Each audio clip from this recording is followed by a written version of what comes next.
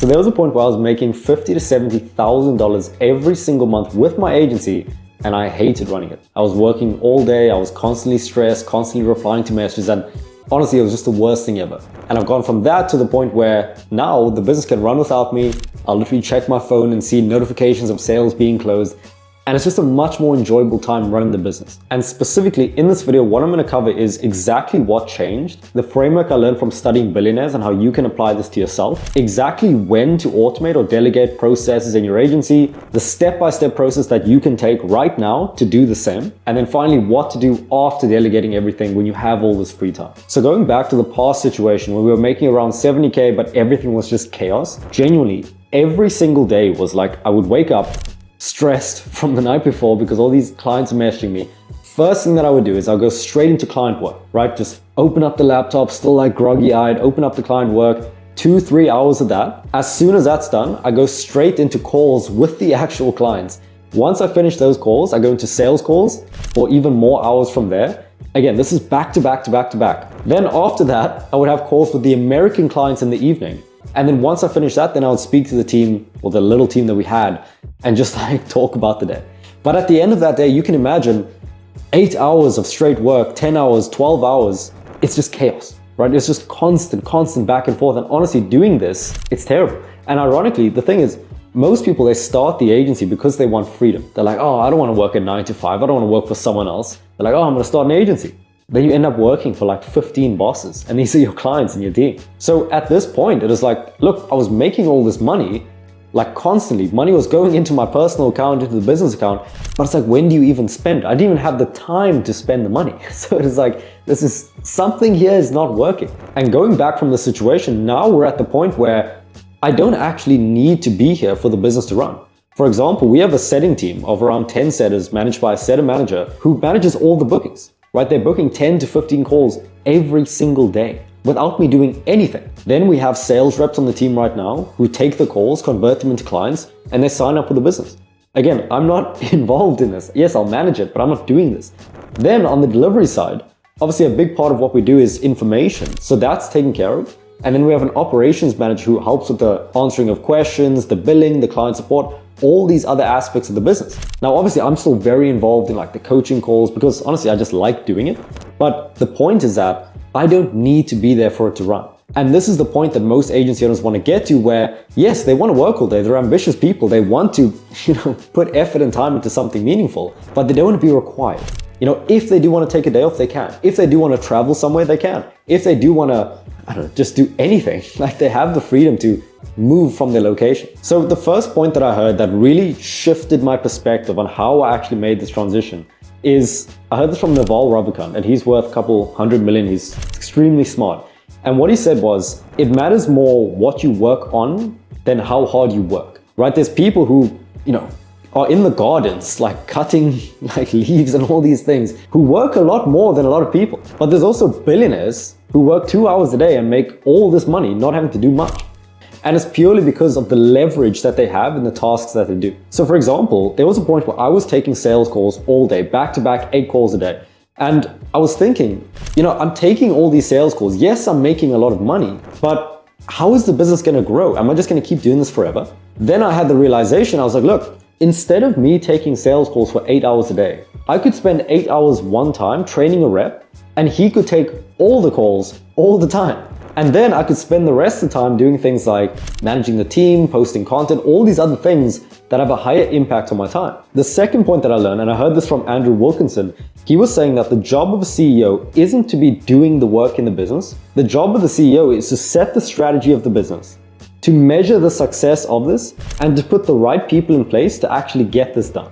And if you can understand this, you realize that, look, you shouldn't be doing all the things in your business. If you're running an agency now and you're speaking to clients all day, you're doing sales calls, you're doing outreach, this isn't your role. Like, you should actually be trying to get out as quickly as possible. And the final point before I go into the tangible next step for you to take is that when you think of running the business and delegating, automating things, I heard this from Dan Montal. He was saying that the goal is to buy back your time. This is where you invest your money. So let's say you make $10,000 a month, right? It's all profit, you keep it, you got it for running your agency. And instead of just blowing this money on some Rolex or something. What you can do is, and this is what I did personally, I was thinking to myself, I was like, look, I'm taking home, let's say 10,000 profit a month. Would I rather make $10,000 and be working all day? Or would I sacrifice, let's say 2,000, 3,000 of that and never have to do anything in terms of sales calls? Because I could just give that to a sales rep who could do this for me. And I was like, look, this is obvious. Like, I would much rather just not be working while making an extra 6,000 a month. So if you just focus on continually delegating the things that you're doing right now and just grow the business that way, you're naturally just gonna get out of all the things that you're doing. So the next thing I wanna cover is the replacement ladder. And essentially what this is a sequential framework for what to actually get out of and in what order. So it goes the following: admin, delivery, marketing, sales, and then leadership. This is the order in which you want to get yourself out of the day-to-day operations.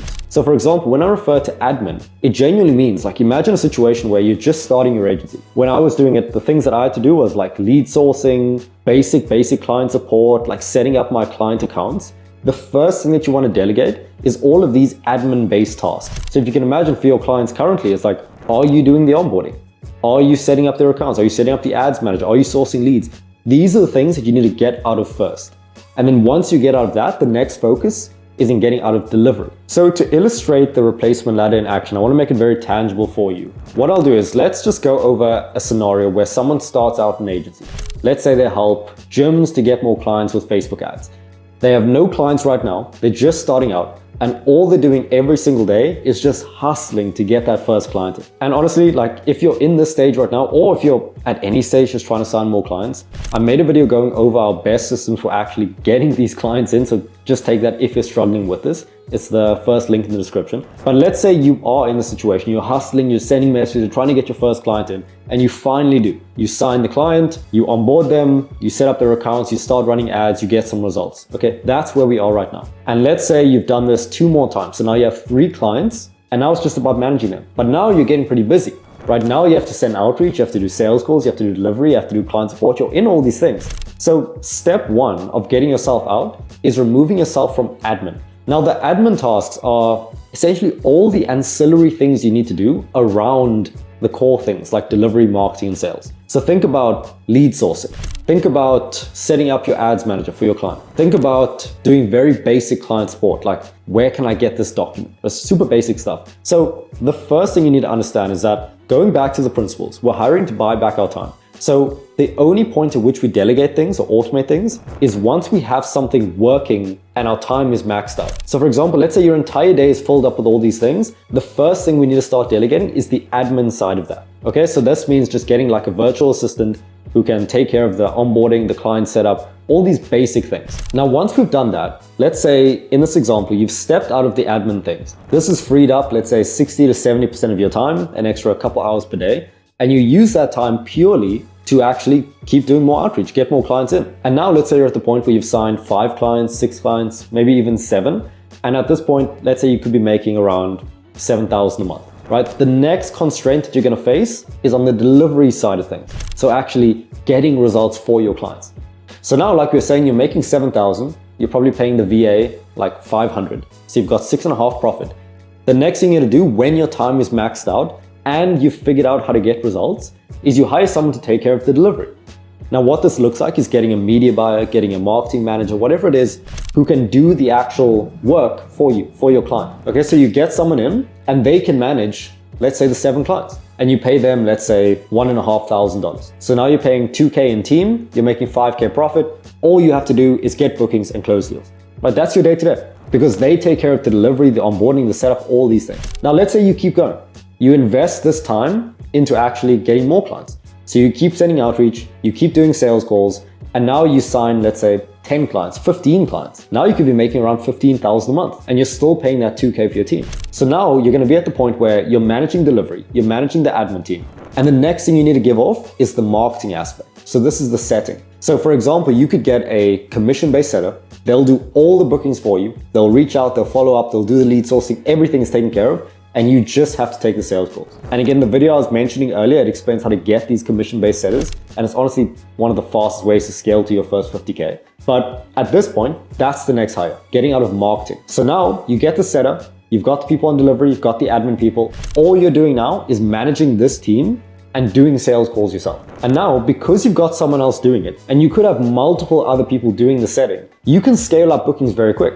Because let's say this person is getting 2 calls a day. It's really just a matter of hiring 4 more of these people, and you could be booking 10 calls a day, right? This is the point that we're at now. So if this is the case, you could fill up your entire calendar, which means that once your calendar is maxed, you need a sales rep, and now you need to step out of sales. So what you're gonna do is your next hire is getting commission-based sales rep, and they'll take all of your calls. You've got someone else managing the bookings, you've got someone else on delivery, you've got someone on admin, and your job just becomes managing this overall entity, right? And you can see this is the point at which you start reaching the freedom. Because let's say you've got the setter reaching out, you've got 5 setters, so you're getting all these bookings coming in every day.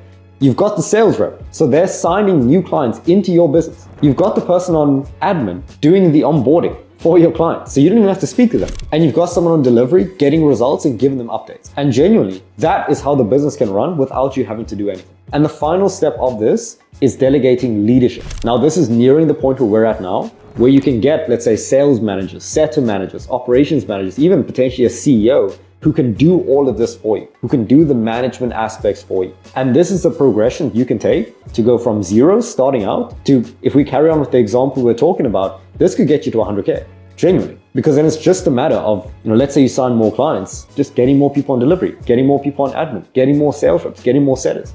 So this can generally take you from 0 to 100K. Now, the final bonus point of this is the actual management aspect, because a lot of people, they'll ask, okay, you've done all these things. How do you actually manage the team, right? How do you actually get these guys to do the work? And essentially it can be boiled down to a very simple point, right? I could go for hours on talking about management, leadership, all these things, but the simplest things you can take away today, if you have any sort of team members, is firstly just defining, okay, what are the roles expectations? So for example, we had a operations manager and his role was pretty abstract. It's like, okay, what is operations? So basically what you want to do is you want to define what is the goal of this role. So let's say with the setup, the goal is to get bookings. Okay, how many bookings? 2 calls a day. Okay, that's the goal. What are all the things required to get there? You need to source the leads, you need to follow up, you need to send these many messages per day. And once you define that, honestly, all that management entails is making sure that they do these inputs to get the output, right? You just want to set the expectations on what you want and then hold them accountable to getting those expectations. That is literally it. So if you have a team right now, you're planning on getting one, literally just do that. Use something like Docs, Notion, anything.